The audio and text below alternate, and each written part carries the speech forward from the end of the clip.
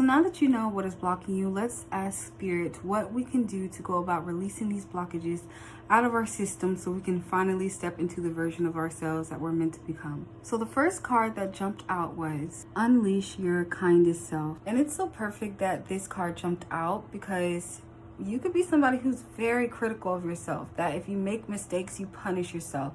You have to get it right the first time or else you're a failure. So Spirit is telling you that you need to be more kind to yourself. You need to start giving yourself grace. You need to start being more compassionate towards yourself because there's no need to be so harsh on yourself. There's no need to be overly critical on yourself. For some of you that are in jobs where you have to get the details right, this could have been something that influences how you treat yourself. If you're critical of the numbers, then you've become critical of yourself. So the next card that jumped out was New Moon in Pisces, attuned to the divine. It's also interesting that this card jumped out as well because you all got the Queen of Cups in reverse, and the Queen of Cups is a master of her emotions. She's tapped in all the way to her creativity, her emotions, her intuition. So for some of you, there is an importance to no longer rely on the logical part of your brain, and there is a need for you to tap into the parts of you that's more fluid, that's more free,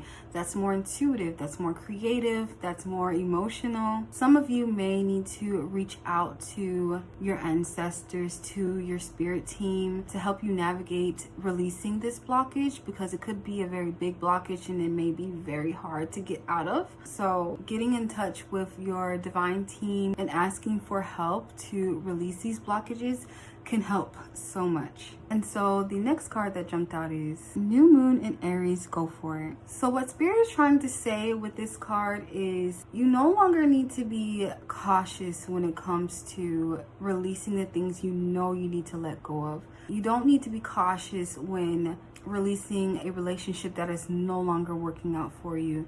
You don't need to be cautious or look over the details of releasing a job that is no longer serving you and that is holding you back from your true path. You don't need to approach this with hesitancy. The best thing for you to do when it comes to releasing your blockages and to step into the version of yourself that you're trying to become is to set the intention. What does that version of you look like?